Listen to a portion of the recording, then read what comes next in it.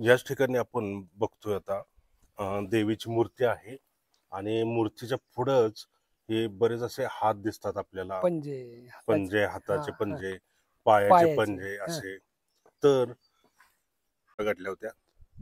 अफजल खान याच्या अगोदर आपल्या येथील या भागातील एक सरदार होता अच्छा. त्यांच्या पदरी, आणि हे मंदिर पाडलं जाऊ नये म्हणून त्यानं अगोदर 2 दिवस म्हणजे हे मंदिर म्हणजे ते डोंगराचं मुख्य मंदिर. डोंगराचं मुख्य त्यावेळी मंदिर हे मंदिर नव्हतं. नव्हतं. अच्छा. डोंगराचं मंदिर पाडलं जाऊ नये म्हणून शंकराची स्थापना 2 दिवसात करून हे मंदिर बनवलेलं आहे. नमस्कार मित्रांनो, स्वागत आहे आपलं माझ्या चॅनलमध्ये. मी राहुल नलवडे आपणा सर्वांचं स्वागत करतो.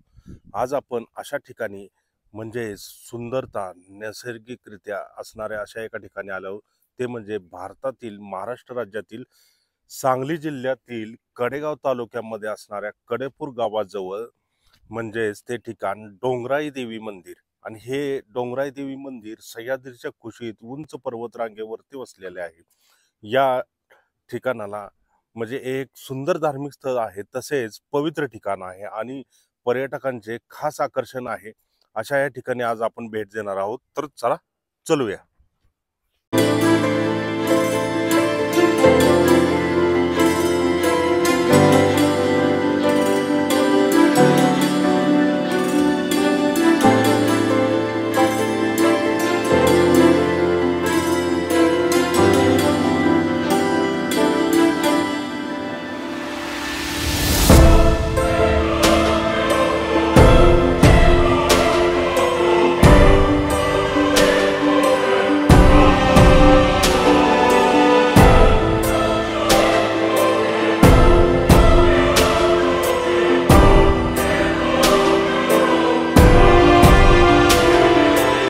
मित्रांनो, घाट चढून आपण वरती आलोय.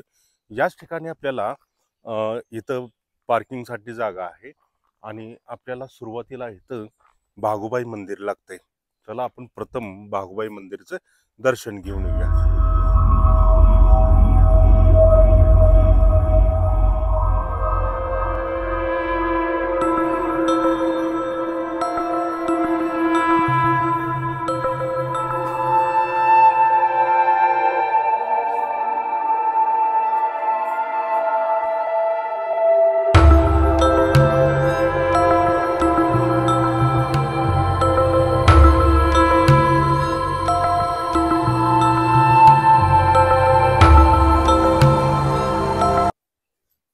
दर्शन घेऊन मित्रांनो आपण आलेलो आहे.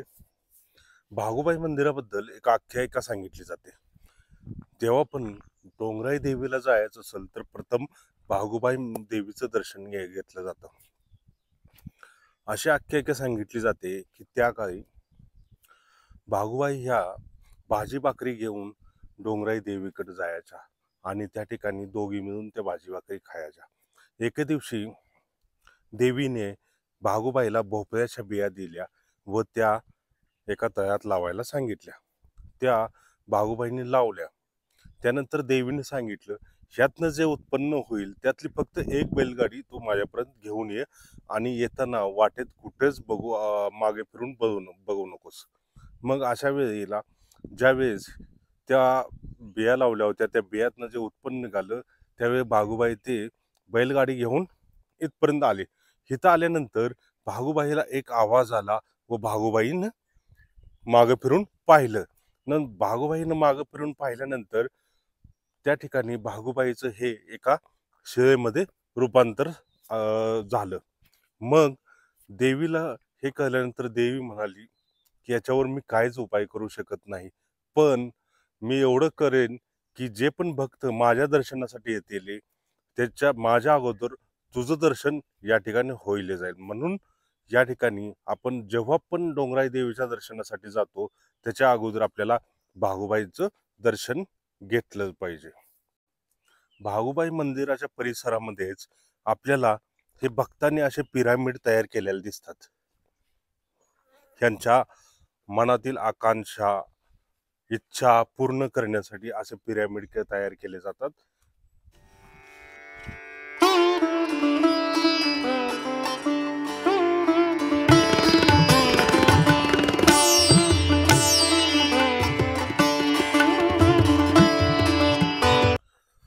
मंदिराकडे जाण्यासाठी आपल्याला ह्या काही शिड्या आहेत, त्या जवळजवळ 200 अशा ह्या पायऱ्या आहेत. त्या पायऱ्या चढून आपण मंदिरापर्यंत पोचायचं आहे. चला चलूया.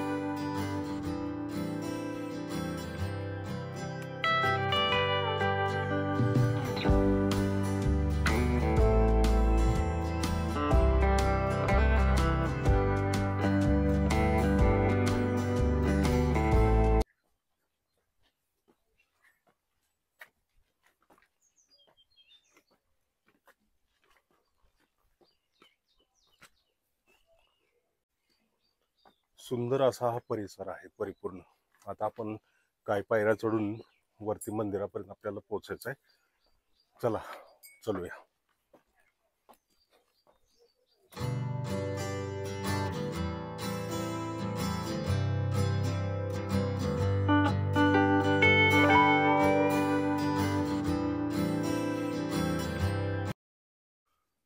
अर्ध्या पायऱ्या चढून आपण वरती आलोय. तर आपण असं थांबत थांबत थोडा थोडा श्वास घ्या. शेवटी कसं आहे, कोणत्याही काय मिळवायचं असेल तर थोडं कष्ट हे केलंच पाहिजे. देवीचं दर्शन घ्यायचंय तर आपल्याला या कष्टातून गेलंच पाहिजे. पायऱ्या चढून आपण वरती आलोय. आपल्याला सुंदर असा हा निसर्गाचा नजारा दिसतोय. इथून छानसं ते तळ दिसतंय त्या ठिकाणी. समोर डोंगर, दऱ्या, सह्याद्रीच्या पर्वतरांगा आणि सुंदर असं हे दृश्य आहे.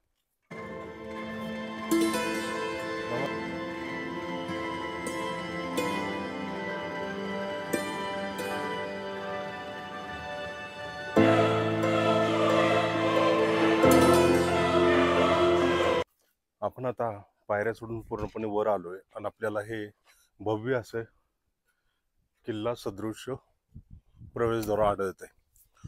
ह्याच्या पाठीमागं पण अशी एक म्हणजे कथा आहे किंवा आख्यायिका आहे. असं सांगतात की ह्याला प्रवेशद्वार किल्ल्याचं म्हणजे तुम्ही जर यमाई देवीचं मंदिर पाहिलं असेल तर ते पण किल्ल्याप्रमाणेच आहे.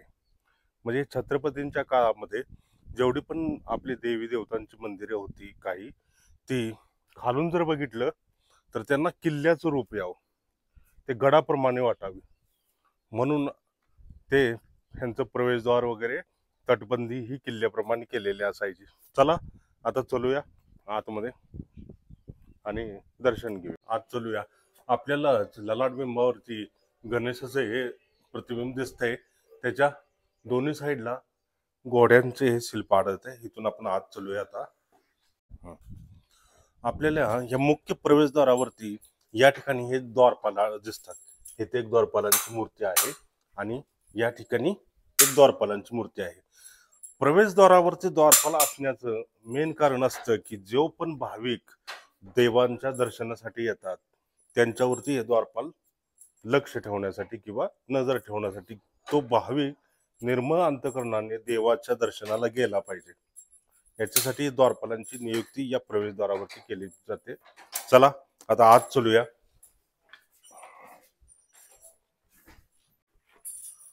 आत आपल्याला आल्यानंतर भव्य असं हे डोंगराई देवीचं मंदिर दिसतंय. वेळोवेळी या मंदिराचा जीर्णोद्धार झालेला आपल्याला आढळते आणि ह्याच्याच शेजारी तुकाई देवीचं पण मंदिर आहे. या ठिकाणी मंदिराच्या आवारातच आपल्याला 3 हे दीपमाळा आढळतात. ह्या पण पुरातन म्हणजे प्राचीन काळातील दीपमाळा आहेत. ही एक आहे आणि याच ठिकाणी इथं पण एक दीपमाळ दिसते. आणि जसं जसं भक्तांना देवीची प्रचिती येत गेली तसं तसं त्यांनी जीर्णोद्धार करत गेलेला आहे. या ठिकाणी पण आपल्याला इथं ही दीपमाळा आढळते. ही प्राचीन आहे दीपमाळा या ठिकाणी पण. चला आता आपण प्रथम जाऊन देवीचं दर्शन घेऊन येऊया आतमधून जाऊन.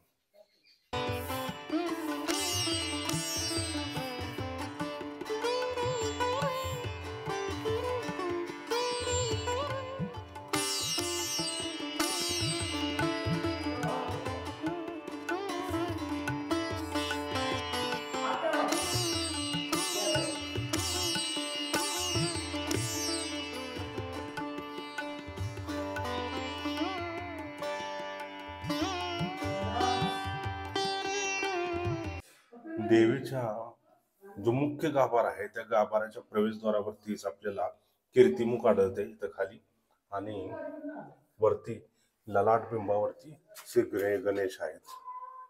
चला आता आपण आज चलूया गाभाऱ्यामध्ये. गाभाऱ्यामध्ये भव्य अशी सुंदर देवीची मूर्ती आपल्याला दिसते.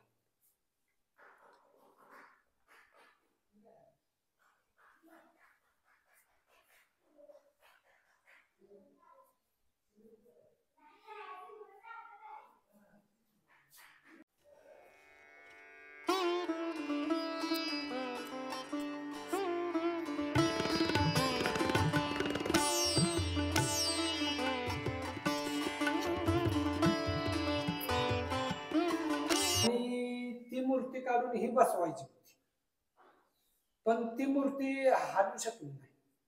गावाने खटाटोप केला, जिथं पार लावली तिथं ब्लड यायला लागलं, म्हणून तो नाद सोडून दिला गावाने आणि हिला बाहेर म्हणजे हिची स्थापना. म्हणजे त्या मूर्तीच्या जागी ही मूर्ती लावायची होती, पण ती मूर्ती काढत असताना ज्यावेळेस म्हणजे पार वगैरे लावली गेली त्यावेळेस रक्त आलं, ब्लड चालू झालं, रक्त झालं, त्यामुळे मग ती गावानं तो विषय बंद केला आहे. तसंच तिथं ठेवलं.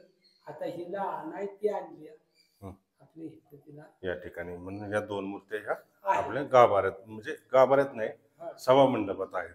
एक सभा मंडपात. आतमध्ये गाभाऱ्यात आपण बघितलं हे प्राचीन बांधकाम त्यामध्ये आहे, आणि नंतर याचा जीर्णोद्धार करण्यात आलेला आहे. मंदिराचं हे नक्षीकाम वगैरे नंतरच्या काळात करण्यात आपल्याला आढळते. फार सुंदर इथे हे गावकऱ्यांनी या ठिकाणी केलेलं आढळते आपल्याला. चला, आतून आपण दर्शन घेऊन आलो. आतमध्ये आपल्याला देवीचं जे तुळजाभवानी देवी आहे तुळजापूरची, तसंच प्रत्यक्ष रूप आपल्याला या ठिकाणी पाहायला भेटतं. या ठिकाणी आख्यायिका अशी सांगितली जाते की ज्यावेळी कडासूर नावाच्या राक्षसाने या भागामध्ये थैमान गाठलं होतं, त्यावेळी त्याचा अंत करण्यासाठी तुळजापूरची आपली जी देवी आहे तिचाच एक अंश या ठिकाणी आला किंवा अवतार आला, आणि त्या देवीनं इथं येऊन ज्या सह्याद्रीच्या आपण पर्वतरांगा बघतोय त्या डोंगर माथ्यावरती त्याचा अंत केला तेव्हापासून, आणि या ठिकाणी ती देवी स्थापन झाली. म्हणूनच इथं ह्या देवीला डोंगराई देवी म्हटलं जातं. तसंच कडासूर नावाचा राक्षसाचा अंत केला, जी आसपासची गावं आपण बघतोय कडेपूर, कडेगाव, ही कडासुराच्याच नावावरनं घेतलेली आपल्याला आढळतात. ठीक आहे, बरोबर. आता आपल्याला इथंच हे तात्या आहेत जे इथले मतलब पुजारी आहेत देवीचे, आपल्याला दुसऱ्या मंदिरात घेऊन जातील. इथं जवळच आपल्याला महादेव मंदिर आहे, त्याच्याबद्दल आणखीन आपल्याला जाणून घेऊया आपण. चला तात्या. याच ठिकाणी जे महादेव मंदिर पण आहे हे पण फार प्राचीन आहे. त्या देवीच्या मंदिराच्या आवारामध्येच हे महादेव मंदिर आहे. चला आपण प्रथम दर्शन घेऊया.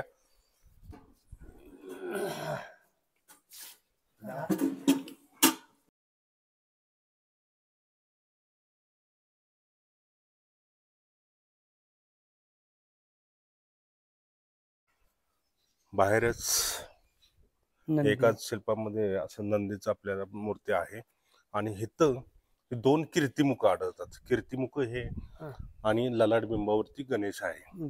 ठीक आहे. ह्या मंदिराबद्दल आपण तात्या जे आहे तिथले पुजारी यांच्याकडे अधिक जाणून घेऊया. तात्या, ह्या मंदिराबद्दल जेव्हा मतलब अफजल खान आला होता त्या काही घटना घडल्या होत्या?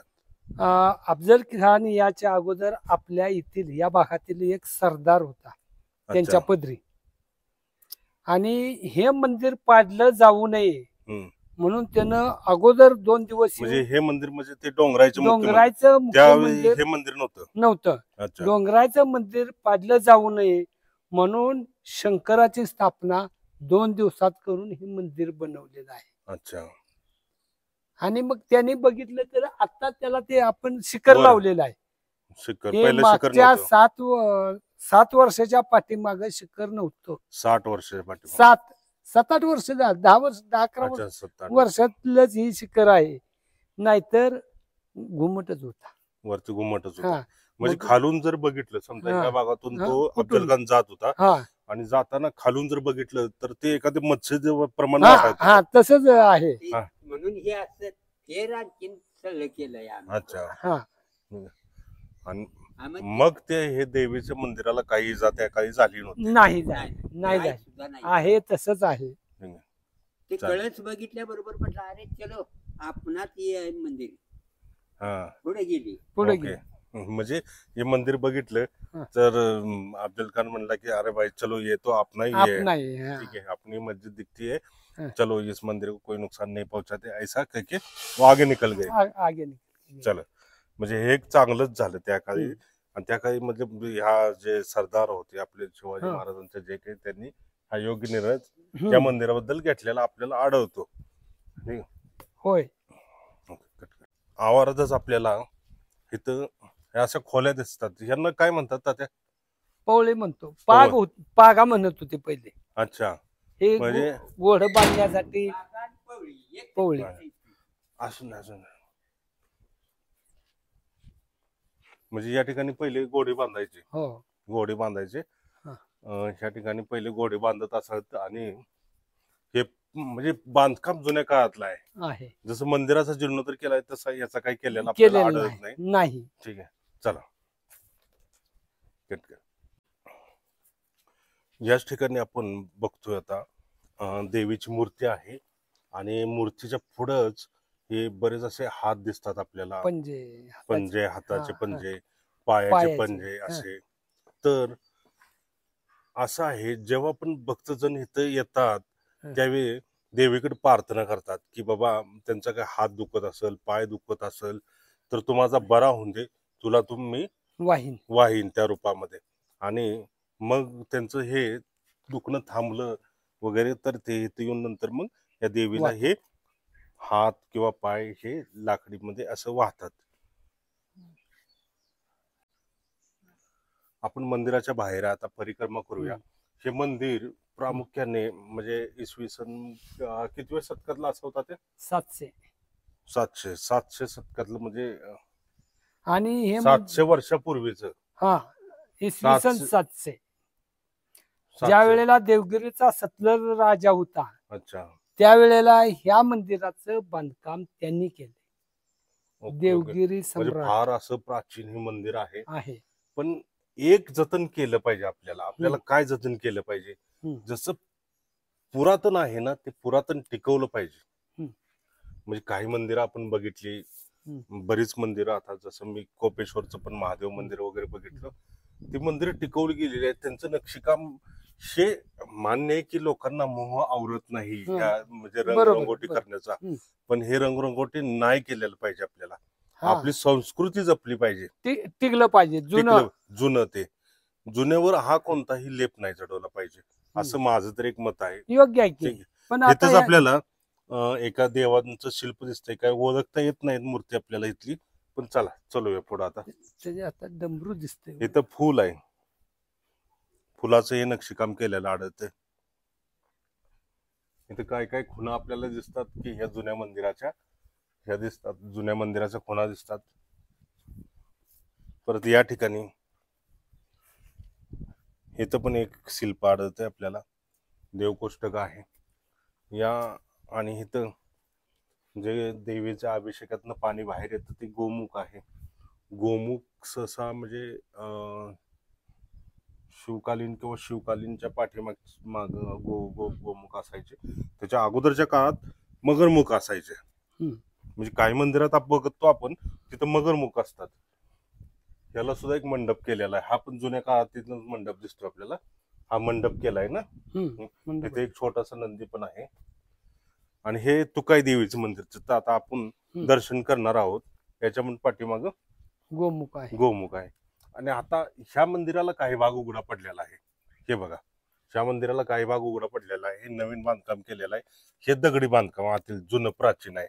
चला आता आतमध्ये जाऊन देवीचं दर्शन घेऊया. चला की पुढे. त्यालाच तुकाई देवीचं मंदिर आहे. आणि इथं एक मुख दिसते, कीर्तिमुखच असावं. फुलांचं नक्षीकाम केलेलं आढळतंय. ललाट बिंबावरती गणेश आहेत. चला आता आपण दर्शन घेऊया आतमध्ये जाऊन.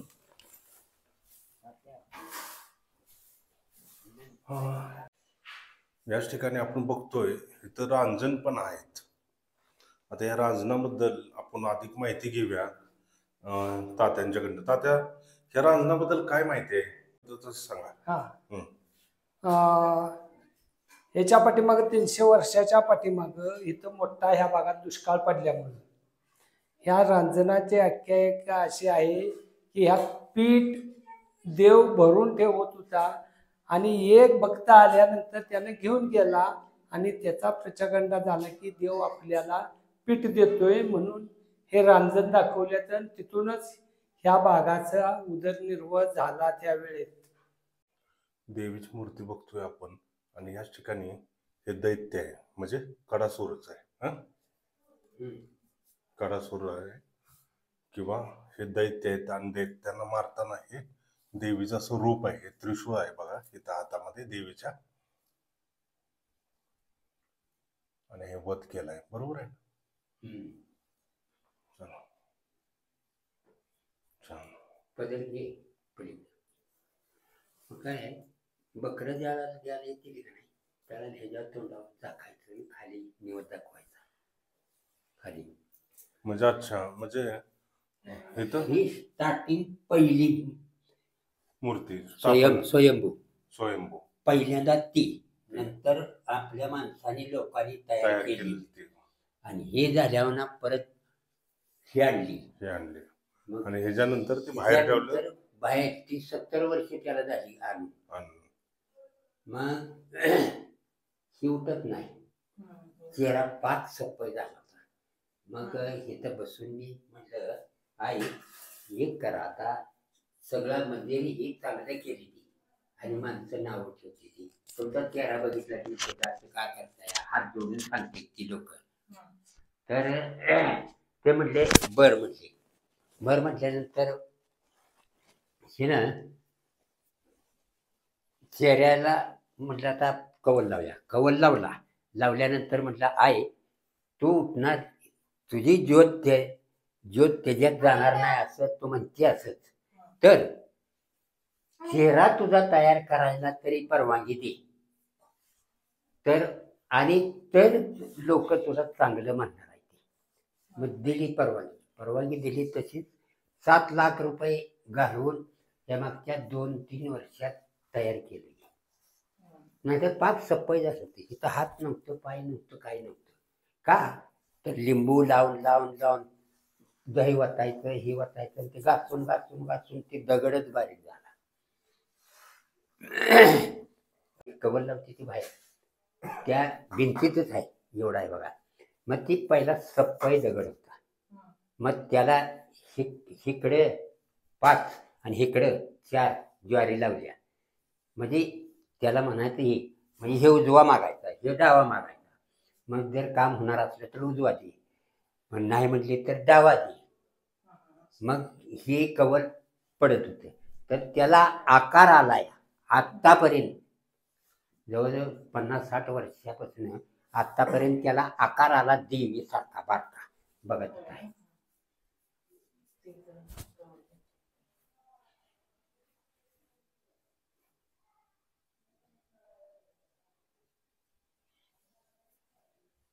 याच ठिकाणी देवीला कौल लावला जातो. आणि आता आपण बघू, आपण पण एक कौल लावूया आता. कट कर.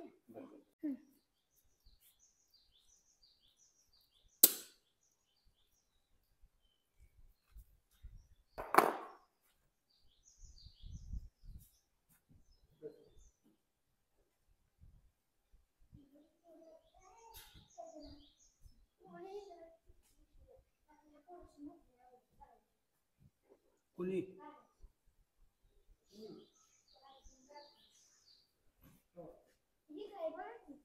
अजून का कुठं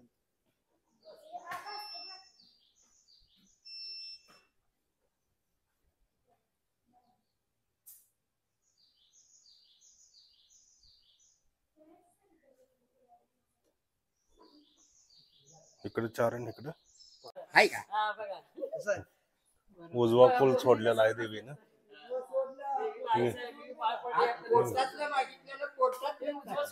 हा